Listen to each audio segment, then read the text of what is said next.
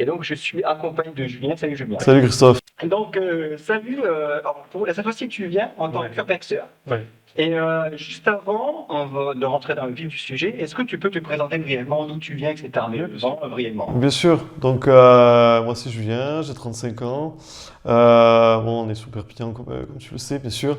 Et si je suis ici, c'est parce que ça fait maintenant 2 ans et demi, donc en 2023, à l'été 2023, où j'avais commencé l'Urbex, voilà. Et donc 2 ans et demi d'endroits que j'ai fait un petit peu partout dans le monde, hein. Le dernier plus gros, c'était au Japon, bien sûr, c'était cet été. Et sinon, dans la vie traditionnelle, eh ben, je travaille, tout ce qui va avec. Mais quand j'ai du temps libre, et comme là aujourd'hui, ben, c'est super parce que voilà, on est en plein après-midi et on est dans un urbex. Donc déjà, je suis content d'être là, quoi. Voilà. Et donc, je vais te poser la première question d'entrée de jeu, c'est comment tu as découvert l'urbex? Ouais, c'est la bonne question. Ah oui, Comment j'ai découvert l'urbex? Alors, donc été 2023. Pour entrer dans les détails, à ce moment-là, je me sépare de quelqu'un. J'ai envie de faire plein de choses à ce moment-là, pour être honnête avec toi. Je fais plein de choses différentes que je vais pas énumérer ici. Et un copain à moi me dit, enfin, il me l'avait dit il y a quelques mois auparavant, il m'avait dit qu'il faisait un peu d'urbex. Bon, c'était resté dans ma tête très rapidement. J'ai pas fait de recherche ni rien, donc vraiment amateur total. Tu savais à quoi ça consistait? À peu près, ouais, exactement. Je savais à peu près quand on allait faire des lieux abandonnés. J'ai dit, bon. Et j'y connaissais rien. Et je lui ai dit, salut mec, j'aimerais, tu m'avais parlé de faire de l'urbex, est-ce que c'est possible et tout. Et il me dit, oui, écoute, c'était compliqué à ce moment-là parce qu'en fait, lui, il le faisait avec un copain à lui. Et donc, il n'avait pas l'ambition de le présenter à quelqu'un d'autre. Et j'ai insisté un petit peu, heureusement d'ailleurs. Et il m'a dit, bah écoute, si tu veux, tel jour, on va faire ça, etc. Côté curieux, ouvert. Voilà. Moi, dans ma personnalité, quand on me connaît, ouais, je suis assez curieux, je suis ouvert aux gens, enfin, j'aime les gens, j'aime découvrir des choses. Et je lui dis, vas-y, je veux tester. Mais vraiment, comme ça, pour tester. Donc, j'ai insisté un peu, on est allé faire le premier lieu, je parlerai peut-être après. Et ça s'est fait naturellement, en fait. La première fois, et je vous dis pas la première fois que j'ai, parce qu'en plus il fallait escalader, il y avait c'était une maison en fait, une maison typique d'ici. Voilà. Le premier spot, mais juste comment t'es rentré là-bas? Ben, comme ça, là on est allé, il m'a dit tiens, je connais 2-3 endroits en fait, je l'ai appris plus tard, un des endroits était très connu, mais à ce moment-là, je connais rien à l'urbex, je ne sais pas qu'il y a des gens autour. J'ai regardé vite fait sur Wikipédia, j'ai bien aimé le nom, ce que ça représentait et le côté libre, et ça s'arrête là, vraiment débutant. Donc par un ami, par pure curiosité, donc on était en 2023, c'est important pour la chronologie parce que ça existait déjà depuis une dizaine d'années facilement. Oui, alors, du coup, tu l'évoquais, mais tu as commencé, tu m'as dit l'urbex, c'est combien de temps alors? Donc il y a 2 ans et demi, du coup. En 2 ans et demi. Vous allez voir qu'en 2 ans et demi, il a fait. C'est un warrior de l'urbex. Est-ce que tu peux nous dire combien tu en as fait depuis que tu as commencé il y a 2 ans et demi du coup? C'est marrant, on m'a posé la question il y a pas longtemps, il y a quelques semaines. Tu me la reposes. C'est pas toi, donc ça change tout à la question. Alors, j'ai réfléchi à la question parce qu'il y a plein de lieux que je les ai même enlevés de ma tête parce qu'il n'y avait rien. Voilà, c'était grosse. Voilà. Donc une fourchette qui serait raisonnable, je dirais, entre 250 et 350 urbex.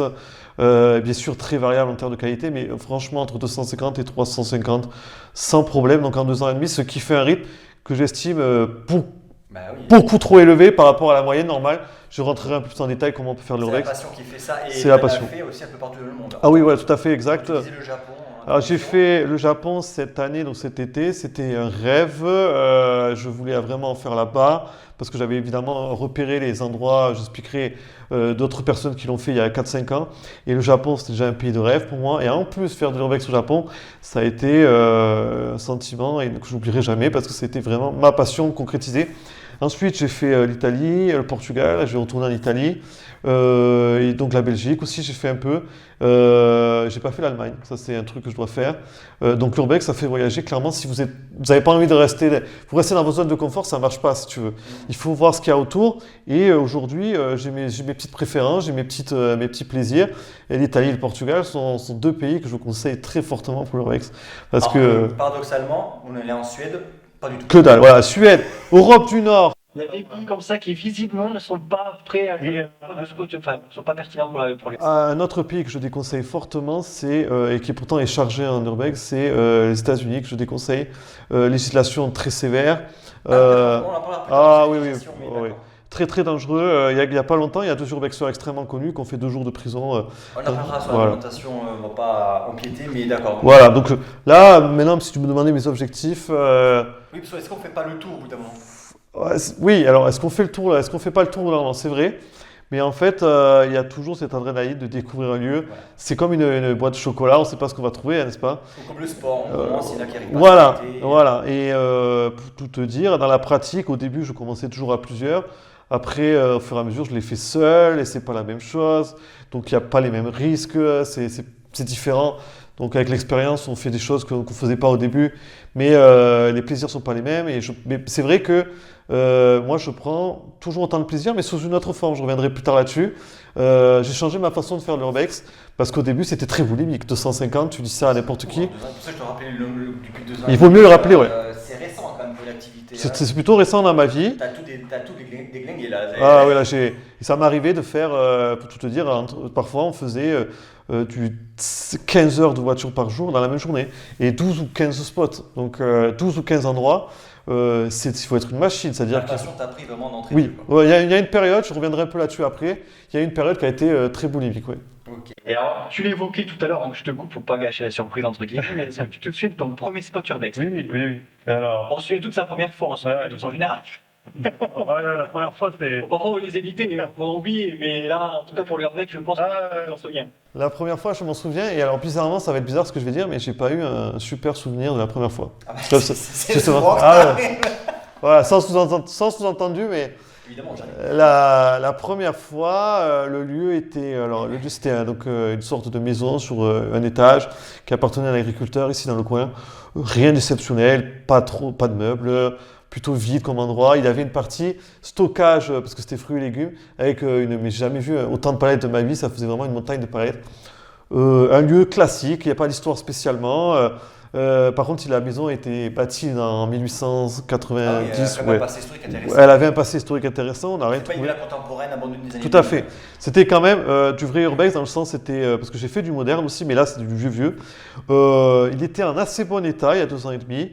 Je te dis pas, la première fois, comme je disais, il a fallu qu'on escalade. On a fallu qu'on ouvre la porte, parce que la porte, en plus, je me souviens, elle était bloquée avec le temps. Il fallait vraiment qu'on la pousse fort. La première fois que j'ai poussé cette fameuse porte, du coup, j'en menais pas large en fait. Et je me disais, bon, il va y avoir un mec derrière. Oui, on a toujours l'appréhension quand on a vu, même là quand on est revenu, là, moi je suis pas revenu depuis un mois et toujours l'appréhension derrière une porte, c'est qu'on va pas voir quelqu'un qui C'est va. ça. Ah, imaginez quand vous êtes seul, c'est Il y a très. seul en plus, quoi. Je reviendrai là-dessus. Mais ouais, on ne peut pas. L'urbex, c'est pas zéro risque, ça n'existe pas. Et là, je m'étais absolument pas renseigné. Il m'a dit, viens, on va faire ça. Je dis, ok. On y a passé, parce que j'étais avec quelqu'un qui est beaucoup dans le détail. Donc on est passé 2 heures sous cet endroit, alors qu'on aurait pu le faire en vrai en une demi-heure. Mais comme lui, il était vraiment sous les détails, lui et moi, on a commencé. Comme quand je viens avec toi, Exactement. je suis un petit peu lent. Mais, Non, du tout, parce que justement, j'ai testé les 2 approches et j'y reviendrai, mais en fait, c'est bien d'alterner en fait, parce que autant je reviendrai après là-dessus dans ma période, mais là, ça a été le premier, puis on a enchaîné sur un hôtel qui est complètement ravagé.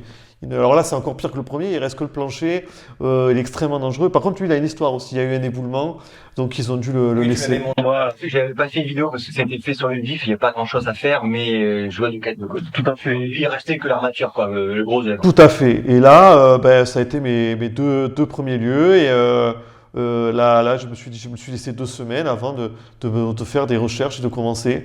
Parce que je n'ai absolument rien compris quand je suis arrivé. J'ai dit, ah bon, il y a vraiment des mecs qui font ça. Ça me paraissait saugrenu. Vraiment saugrenu. C'était. Mais quel est l'intérêt de. Quel intérêt d'aller dans une baraque toute fermée? Je crois que à ce moment-là, pour être honnête, je cherchais de l'adrénaline, tu vois, d'une manière ou d'une autre. Et j'ai découvert, bien sûr, l'adrénaline, ne pas mentir, mais autre chose. Mais Ça ne pourra pas continuer. de toute façon. voilà, bien sûr, oui. D'ailleurs, celui qui m'a initié en fait beaucoup moins que moi. Lui, il a, C'est le maître. ouais, j'ai dépassé clairement. J'ai vraiment dépassé l'élève qui a dépassé le maître, tout à fait. Alors, du coup, parmi tous tes spots urbex que tu as fait, je parle du premier, Oui. est-ce que de mémoire, quel était ton meilleur spot et le pire? Waouh, c'est difficile, mais Je pense que je vais essayer de faire. Je pense qu'il y en a. Sinon, on peut rester en France. Voilà, si si tu tu veux. veux, On reste en France, si tu on veux, on va reste en partir France. Les meilleurs que j'ai fait. Alors, moi, il faut savoir que dans l'urbex, j'aime quand c'est. Alors, j'ai un peu des goûts de luxe, hein. J'aime quand c'est très bien meublé, quand c'est quasi neuf, quoi. C'est pas du goût de luxe, c'est que c'est plus intéressant. C'est plus intéressant. Mais alors, je mets un bémol. Je connais beaucoup de gens qui préfèrent quand c'est vraiment dans son jus. Et après, Très. Voilà, chacun. tout. Il y a de tout. Moi, je fais partie des gens qui aiment vraiment quand c'est bien meublé, etc. Donc, logiquement, alors, ce que j'ai préféré, je me souviens d'une maison qui faisait auberge aussi. Une maison rare, hein, c'est-à-dire que peu de gens l'ont fait. Déjà, il y a ce côté, peu de gens l'ont fait, ça me plaisait. C'était donc du coup l'ancien ami avec qui j'étais qui avait l'endroit. On était dans le centre de la France, mais aucune idée de l'endroit, j'avais jamais vu de photo. Et déjà, on arrive, on traverse une énorme broussaille de jungle. Et là, les types avaient cassé la vitre pour entrer. Il y avait une sorte de jolie véranda et une cuisine provençale qu'on appelle un peu verte. Et là, je sais pas, j'ai eu un coup de cœur. Alors, ça arrive des coups de cœur. Déjà, elle était très propre, tout meublé. On voit un superbe salon avec une vitre une vitre qui donnait sur l'étage, là où ils avaient fait les chambres d'hôtes, justement. Et pourquoi c'est un bon souvenir? Parce que c'était très bien meublé. Le type, il avait des katanas qu'il avait laissés dans sa chambre avec une chambre japonaise. Splendide, un joli salon, bien meublé, on était très contents de ça. Et en plus, j'ai été celui, parce que j'étais avec un joli bureau. Et alors, un truc vraiment glauque, il y avait une urne funéraire, Ah oui. et plus des photos d'eux à côté, où ils étaient naturistes. C'était des gens qui aimaient le naturisme. Donc, tu avais le truc ouvert à côté de l'urne. C'était très spécial. Très spécial, j'imagine. Ensuite, les amis avec qui j'étais, ils m'ont dit, ils étaient comme ça, hein. Ils avaient peur parce qu'on avait un chien qui aboyait pas loin et des voisins. Et moi, j'étais pris dans l'adrénaline et je voulais Tu fais abstraction de tout ça. de tout, voilà, exactement. Et j'ai vu en sortant, c'était encore la jungle. Donc, je suis sorti. J'ai monté un petit escalier tout minuscule qui montait en haut parce qu'il me disait, tiens, c'est bizarre, si tu veux, comme j'ai dit au salon, il y avait une vitre qui montait à l'étage, mais on voyait aucun escalier dans le spot. Donc j'ai dit, c'est pas normal, il a mis une vitre, c'est qu'il y a un étage, c'est qu'il y a quelque chose.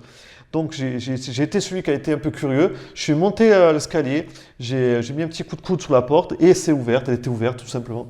Et ce qui m'a fait plaisir, c'est que dedans, c'était trois chambres différentes, avec un style différent, des jolis pupitres pour les enfants pour qu'ils écrivent, et il y avait un livre d'or. Voilà, il y avait un livre d'or pour ceux qui venaient dans. Qui hésite. Voilà, et j'ai laissé, J'ai été sûr. un petit mot. Ben, je pense que peut-être il y a des curieux qui l'ont vu. Voilà, les autres urbexeurs peut-être. C'est ce que j'aime bien laisser faire dans l'urbex. On l'aime bien. Ben oui, on laisse. Et donc j'ai marqué, j'ai fait pareil au Japon. J'ai mis Perpignan sur un tableau d'école. Évidemment, ils vont se dire que c'est quoi ça? Perpignan, Perpignan-san. Et en fait, j'ai laissé mon mot. Et je me rappelle que mes amis ce jour-là, ils disaient, ah, Julien, peut-être t'as trouvé l'accès, etc. Génial. Alors pourquoi je dis ça? Parce que les gens qui l'avaient fait avant, c'est deux urbexeurs qui sont connus, ils ont 20 000 abonnés. Ils s'étaient vantés d'avoir fait ce lieu. Mais ils n'ont pas été malins, ils y sont retournés 2 fois, mais ils n'ont pas trouvé l'accès de l'étage. Et quand ils ont vu que ma pote a fait la vidéo, ils sont devenus fous. On a reçu des messages. Et comment ils avaient fait Ouais, exactement. Et là, ils n'étaient pas contents. D'ailleurs, je précise.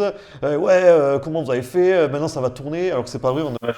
L'urbex, on en parle un peu, c'est un peu comme le paranormal sur YouTube et Internet. Ouais, c'est pareil. Il y a des communautés qui se chamaillent, qui se font des conneries parce que chacun considère avoir la propre propriété de la passion. Ouais, c'est ça. Et du coup, bon, c'est ça qui a eu le pire spot maintenant. Alors, le pire, Ouais, en France, enfin, c'est pas en France, pour ça plus simple pour toi, parce que t'as Moi, alors le pire que j'ai fait, c'est clairement des voitures abandonnées. Alors, je déteste ça.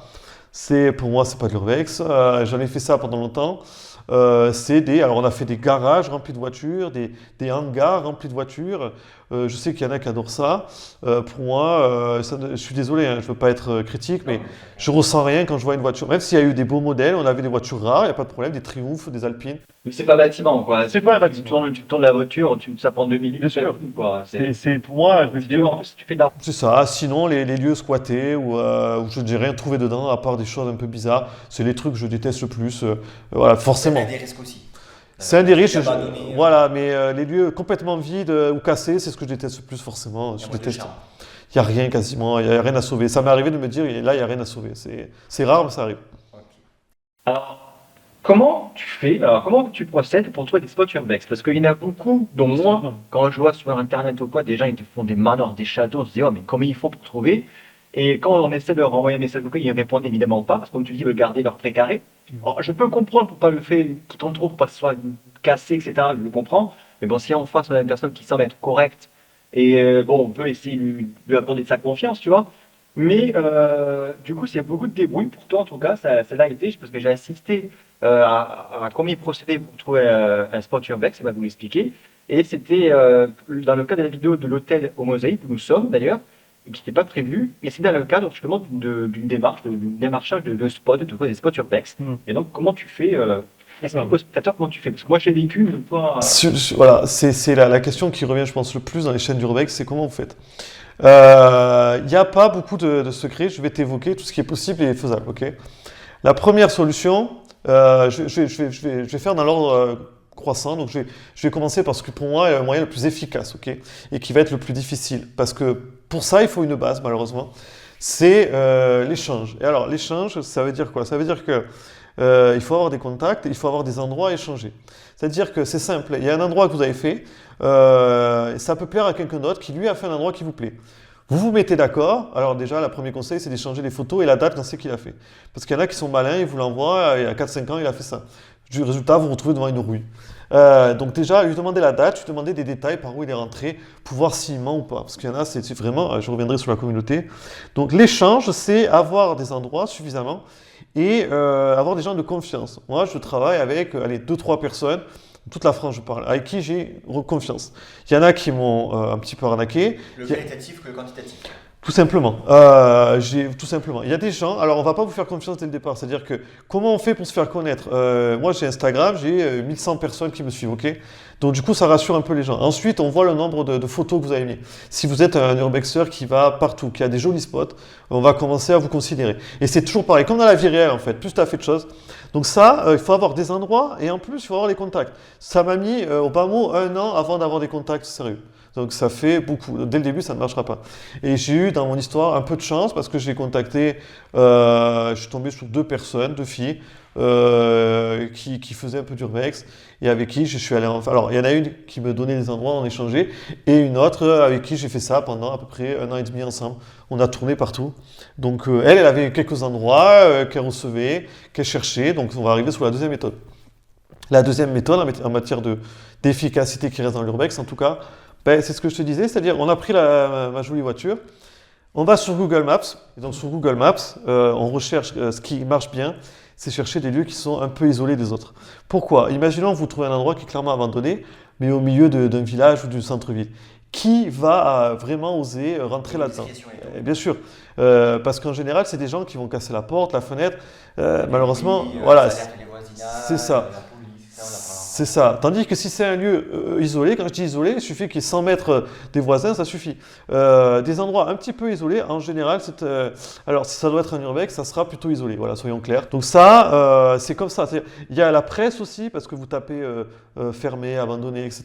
Vous pouvez tomber, surtout quand on débute, sur 2-3 choses autour de chez vous. Des ventes aux enchères aussi, par exemple. Des ventes aux enchères, des décès, des actes de décès. Je sais qu'il y en a qui épluchent la rubrique nécrologique pour... C'est une méthode pour savoir, et ensuite vous remontez par la mairie.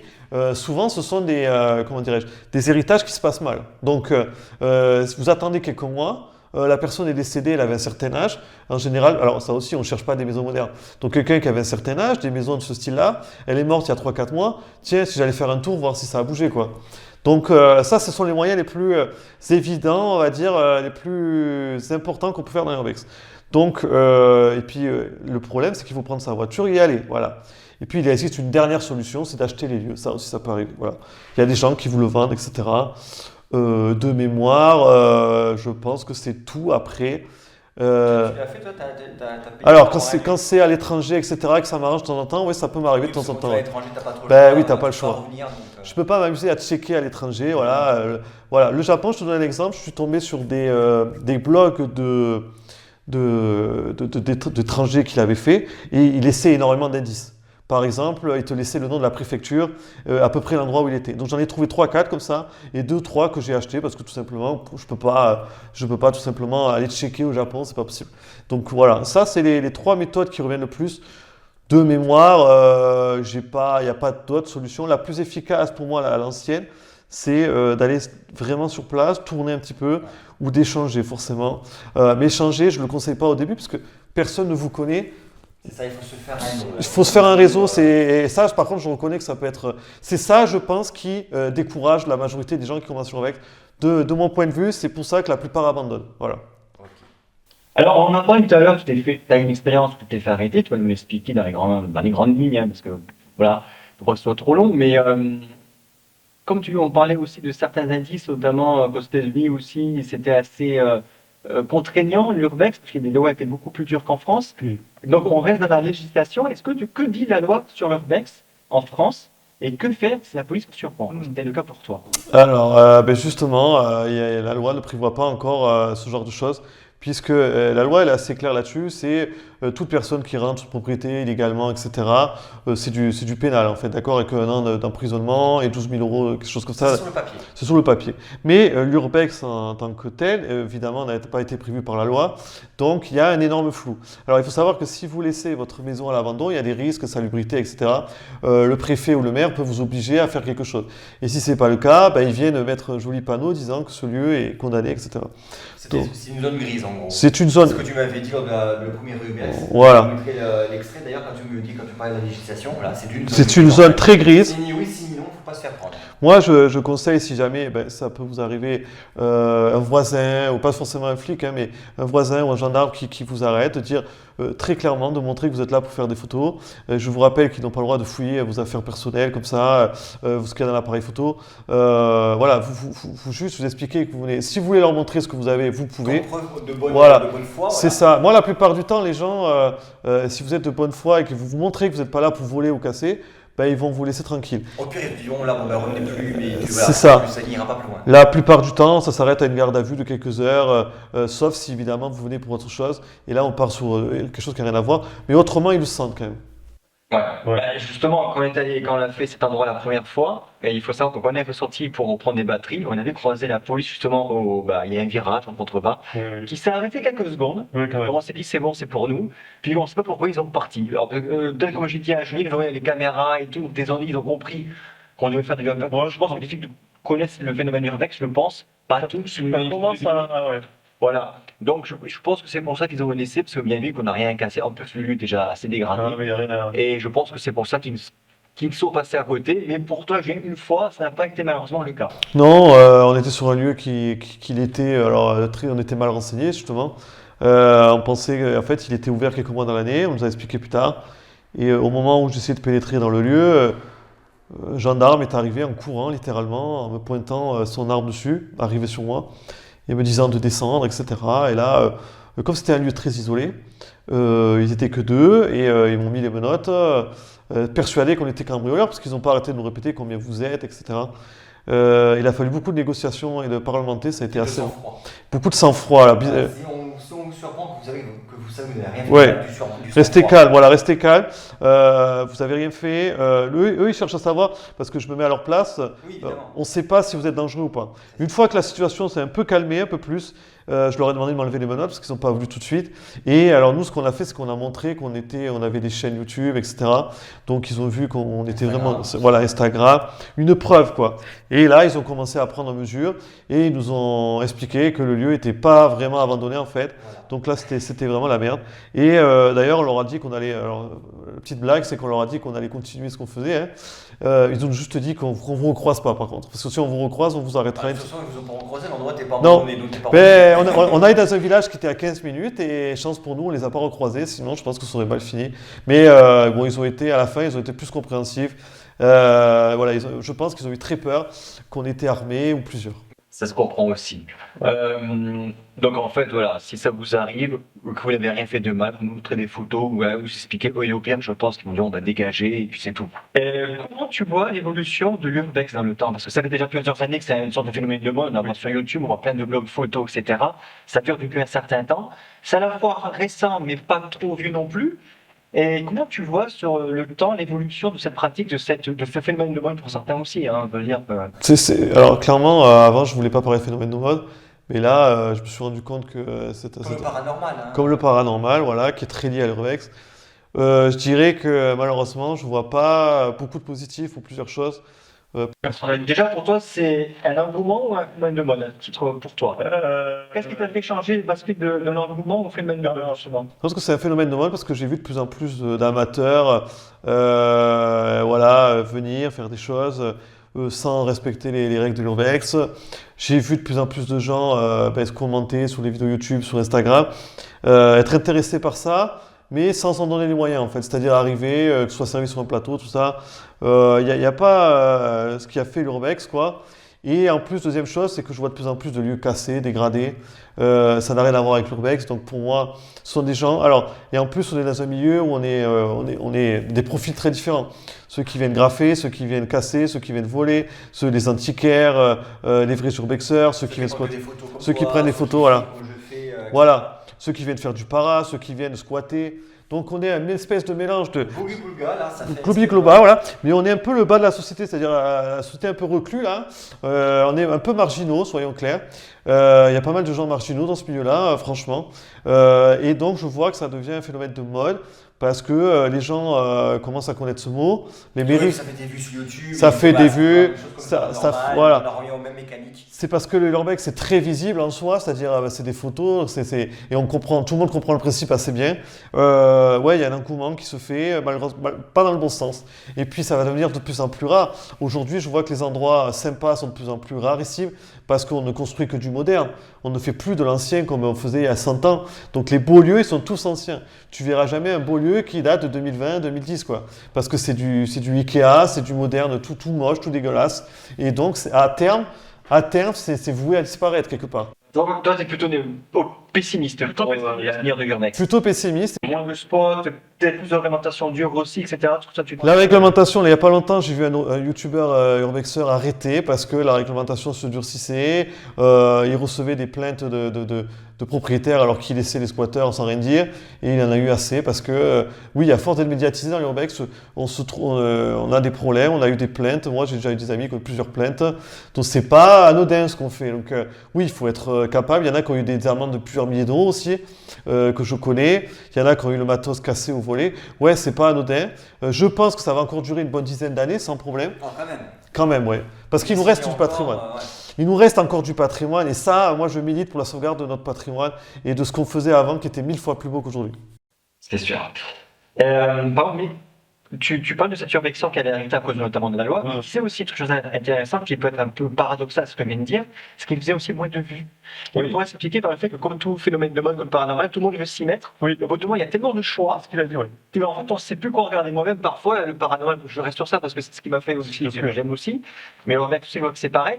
Et en fait, je constate aussi que, il y a tellement de choix qu'on ne sait plus quoi regarder déjà, en fait. Je reconnais. Partage tes premières vidéos et tu vois que les premières vidéos marchent bien, l'effet de curiosité, mais sur les dernières, tu vois que les vues commencent à s'éroder déjà. C'est ce qu'il disait dans sa vidéo, il y a l'exploration, on peut le citer.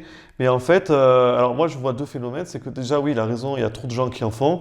Moi je vois des chaînes à 100 abonnés, bon c'est des petites chaînes qui se donnent les moyens. Ben oui, ouais, tu arrives vers les 1000. Mais des petites chaînes toutes petites qui ont démarré, tout le monde veut faire le urbex, machin. Et donc c'est une course à l'échalote, c'est-à-dire celui qui fera le spot le plus beau, le plus incroyable, le plus glauque aussi. Je vois ce phénomène d'inventer des histoires sous les lieux.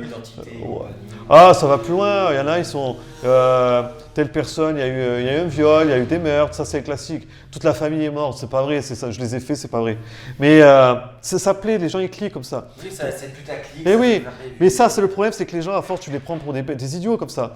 Et alors déjà il y a ça, et lui il expliquait que il est plutôt passionné par tout ce qui était historique, militaire, et je pense qu'il s'est lassé. Alors j'ai regardé les spots qu'il a fait, ils sont très sympas, mais voilà, il a fait des choses sympas en termes d'urbex, mais il y a mieux quoi. Il a fait des trucs meublés, sympathiques, mais il faisait pas la crème de la crème non plus.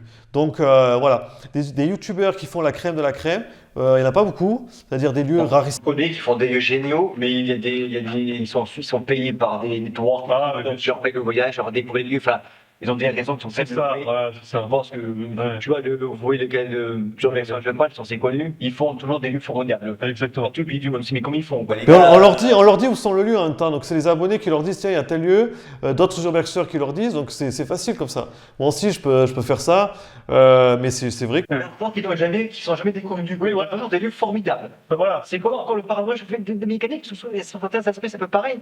tu rentres dans certaines émissions américaines, 30 secondes après, il est tout fort. Oui, bien sûr, on comprend. Bien sûr, on vous montre Voilà. qu'on veut bien montrer. Mais la règle, c'est pareil, il n'y a pas que des manors, il n'y a pas que des châteaux, il n'y a pas des héros, ça c'est parce qu'ils montrent ce qu'ils veulent montrer, il y a des networks qui sont payés pour renseigner. Quel conseil tu donnerais à des amateurs qui veulent se lancer en urbex mais qui sont sérieux? Eh ben justement, mon conseil, si vous êtes un minimum sérieux, il y en a Ne deux. faites pas. Arrêtez cette idée, restez chez vous devant le PC. Alors, mon conseil, ça serait le premier, c'est de ne pas vous attendre à des lieux. Au début, moi, je n'ai fait que des ruines. Pendant 6 mois, 9 mois, il m'a fallu aller 9-8 mois pour faire un premier lieu que j'ai aimé. Donc, et j'ai mangé que des lieux qui étaient ravagés autour de chez moi. Déjà, on commence autour de chez soi. Oui, voilà, c'est toujours pareil, on commence autour de chez soi, on peut énergie, le cerf, Il y a des bonnes surprises, il faut avoir l'œil. Ça, c'est le premier conseil, c'est-à-dire démarrer autour de chez vous. Inscrivez-vous sur des groupes d'urbex. L'autre conseil, c'est de ne pas quémander des tiens, tu peux me passer tel lieu, parce qu'on déteste tout ça. Oui, j'ai Ça l'impression. ne marchera pas. Et faites-vous un réseau. Déjà, il faut aller vers les gens, il faut être sympa, il faut leur parler. Tout à l'heure, tu as parlé aussi de ce que tu dégages en tant que personne. On va vous juger si vous êtes sérieux, si vous allez être sympa, juste être sympa, de demander poliment certaines. Je veux ce lieu. Je dis bah oui, bien sûr, et moi je veux voler. C'est ça. Mais Si la personne a une démarche polie, respectueuse, déjà, bon, c'est un bon indicateur. ça peut vous aider et surtout pas demander aux gros youtubeurs parce qu'eux, ils vont vous envoyer chier. Et le deuxième conseil, c'est de persévérer justement parce que, j'en parlais tout à l'heure, ça peut très vite vous décourager parce que vous allez voir des gens, comme tu disais, qui font que des trucs de dingue. Même moi, hein, quand je me balade sur Instagram, je vois que des spots de fou. Mais j'oublie pas que sur un joli spot, peut-être qu'ils en ont raté 10 ou 15 Et qui ne montre pas. et qui ne montrent absolument pas. Et moi aussi, ça m'énerve. Je vois des lieux, tous les jours, je m'énerve. Parce que je me dis, putain, il est incroyable cet endroit. Celui-là, il est magnifique. Il me le faut absolument. Mais combien d'échecs il a eu avant? Tandis que moi, avec Purebex, justement, je veux montrer la réalité de l'urbex. Il y aura des très beaux lieux, j'en doute pas. Et est-ce que tu aurais un mot de conclusion? Là, je pense que l'urbex, pour moi, ça a été c'est important dans ma vie parce que ça m'a fait voir que je pouvais me dépasser personnellement, etc. Affronter des peurs voilà, comme je disais tout à l'heure, quand tu es en groupe ou seul, c'est pas pareil. Donc forcément que j'ai peur. Seul, évidemment que j'ai peur. Même si t'es grand et. Ouais, voilà, même si je suis grand, etc. J'oublie jamais que le risque zéro n'existe pas. J'ai passé des très bons moments avec des amis, parfois j'en ai perdu, parfois voilà. Mais ça reste des moments qui ont été vraiment incroyables. Parce que quand on découvre un lieu tous ensemble, il y a une émotion et c'est toujours bien de se rappeler. Tu te rappelles quand on a fait tel lieu, il s'est passé ça. Comme moi, le premier lieu que j'ai m'a fait découvrir, j'étais comme un enfant. Je me suis dit, tout était génial, c'était le plus beau d'ailleurs. Hein. C'est ça. L'hôtel où nous sommes, contrairement au manoir, objectivement, il n'y a pas grand chose, il est beau dégradé et tout cet endroit-là, mais moi, c'est quand même sympa. Il y a des pièces qui étaient sympas, comme ici, c'est con, mais je trouve cette pièce sympa. On sent que c'était convivial à l'époque, tu vois. Donc, Il faut s'imaginer comment était le lieu, c'est très important. ça. Se retracer une histoire. Tout cet effet de recherche historique aussi que les gars faire pour voir les photos avant, après, se projeter comme ça pouvait être à l'époque et tout. Moi, c'est ça qui m'intéresse aussi. C'est ça.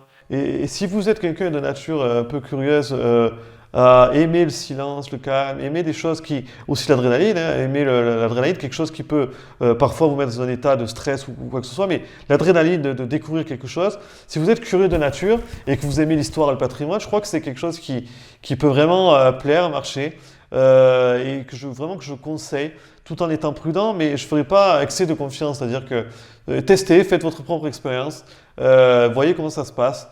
Mais en tout cas, moi, c'est quelque chose à l'heure actuelle, maintenant, là, où je ne pourrais pas m'en passer personnellement. J'aime vraiment ça, c'est devenu une passion. J'ai plusieurs passions, mais celle-là, c'est la seule chose il faut s'en rendre compte quand même, je finis là-dessus, c'est la seule chose où j'étais capable de faire 8 heures aller, 8 heures retour. Parfois, pour un lieu qui m'a tapé dans l'œil, je me souviens d'un, j'aurais pu le mettre dans mes favoris aussi, la maison Africa, mais j'ai mis 8 heures de route pour aller la faire. Et j'ai eu beaucoup de chance parce que depuis, elle a été fortement volée et dégradée. Mais quand je l'ai fait au début, on était 5 à l'avoir fait. J'ai vraiment le chiffre. Hein. Et quand vous avez la primauté d'un lieu, vous avez vraiment envie de chialer parce qu'il y a plein de détails qui ont disparu alors quand je le revois aujourd'hui. Et ce lieu, il y a une vitrine entière qui s'est barrée. Ce lieu, il est resté dans mon cœur parce que j'ai apprécié la personne avec qui j'étais à ce moment-là et je l'ai adoré. Et quand je l'ai vu, je me souviens la première fois, je veux le faire ce lieu. Et je me suis donné tous les moyens pour le faire. Et j'ai eu la chance de le faire, voilà, tout simplement. Ces mots-là, positifs et beaux aussi. Que tu nous laisses, je te remercie d'avoir répondu à mes questions, Julien. Merci Christophe pour cette interview.